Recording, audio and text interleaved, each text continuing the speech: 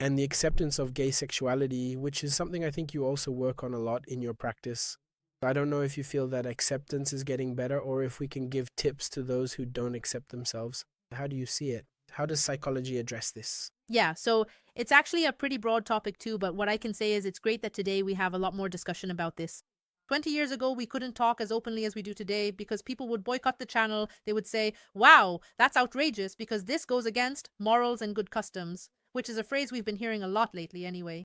Yeah, but it's a good thing that we've been discussing this a lot because conversations like the one we're having here are important since there are probably people listening to us right now who need to hear that there is a channel for dialogue, that there are people willing to talk about this, willing to work on this, willing to accept this kind of thing, because it's still a very, how can I put it?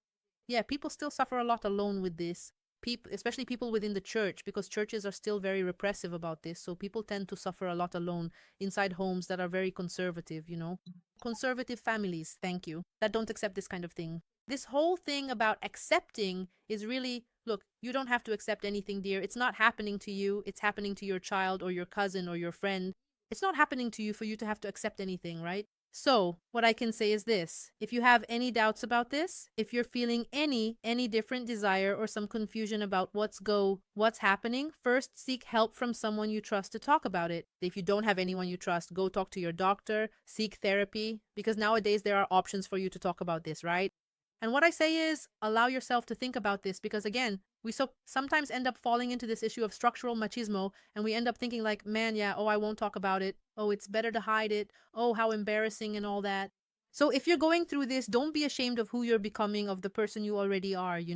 Allow yourself to think about the possibilities, which nowadays are dozens, hundreds of thousands of ways to experience who you are. The more we talk about this, the more options we open up because there isn't just one way to experience your sexuality. There isn't just one way to experience your pleasure. There are many ways, so find the one that makes sense for you. And repression must be something terrible, physically and psychologically. To repress this desire, if it arises within you, must be horrible. Horrible, horrible. Because just imagine living a life of lies, right? You're lying to yourself, lying to the people around you. Being the one who's there living a heterosexual relationship without actually liking it, right?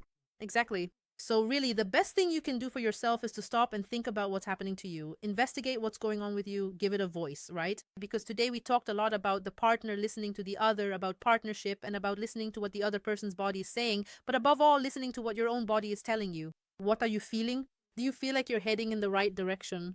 Do you feel like the way you're living isn't really working for you? That you want different things? Are you feeling different things? Things that people aren't understanding what you're going through? Seek help, try to understand it, accept it, because it all starts there, right? It starts with you. No one is going to come up to you, take your hand, and say, hey, come here. Are you going through this? Are you? No, no, wouldn't it be interesting for you to know about this? So, unfortunately, the beginning of this journey is kind of lonely. But it doesn't have to be. If you feel alone going through this, reach out to someone because you will find someone willing to walk through this process with you. I think that's the most important thing. Are the main fears related to parents? Is that the main complaint you hear in your office? Is it the fear of what the parents will think? Yeah, mainly it is. Like, by far, the biggest fear is about what the parents and family will think because there are countless cases of people that, well, we all know for sure. I know some people anyway, who had to leave home when they came out about their sexuality, who sometimes had to move to another city because of it so that their family wouldn't find out. Without the courage or whatever to tell their family, the family doesn't even know.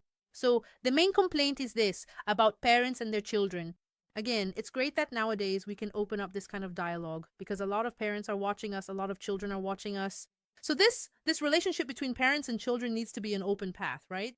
Parents need to be available to talk with their children so that they can come and say what's going on with them without being judged, right? Because they're afraid of being judged, of being excluded from the family, and that fear of exclusion makes them exclude themselves from the family out of fear of what might happen, right?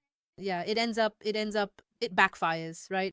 Out of fear of being excluded, sometimes they feel they have to exclude themselves to protect the family because they think, no, I'll stay away because I know this will harm my family, so I'll keep my distance. So, what kind of parents are we being?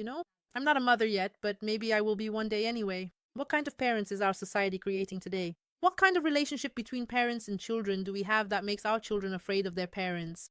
Afraid of how their parents will react to this? Because that's the main complaint. Yes, definitely. And for parents as well, I don't know if you can give any advice, like to make this acceptance easier. What can you say to a father or mother who is dealing with this situation at home with a son or daughter who is homosexual? Uh huh. Yeah, well, again, right? That cliche thing we always talk about, which is dialogue, and it really works. So if you suspect that your daughter or your son has a different sexual orientation, if you're afraid for them, because I also hear this a lot from parents in this sense, oh, I'm afraid of what my son or daughter will face out there. It's not it's not that I don't agree, it's that I'm afraid. But you are the person your son or daughter needs most at that moment. So the fear, the things people out there might do to your son or daughter won't be worse than being rejected by their own parents. So there are many parents out there who don't know how to deal with this and end up doing what? Ignoring it. They ignore the fact, isolate themselves from their children or deprive their children, right? They try to overprotect them so they don't discover this kind of thing, so they don't have access to this kind of experience out of fear. And what ends up happening?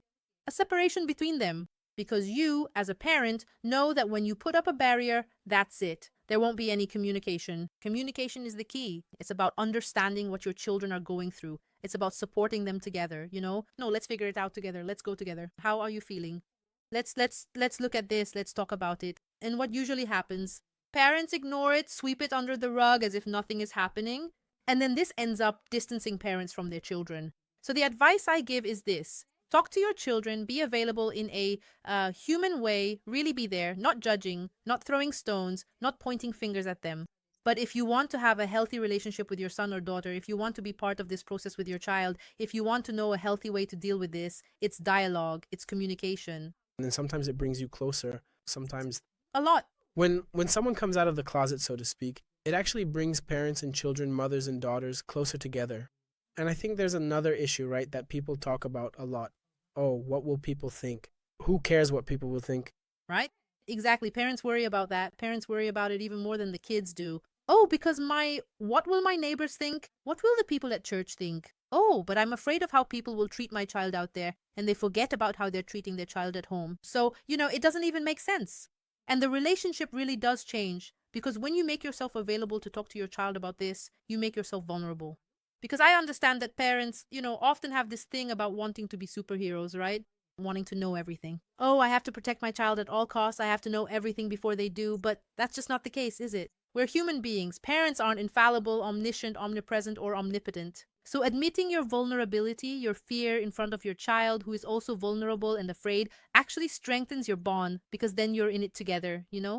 You're both on a similar path. Because your child is going to be scared too. They'll also be afraid of what the world out there might do to them. Because we know that even today, we still live in a very homophobic, prejudiced country. So, of course, your child they're scared too.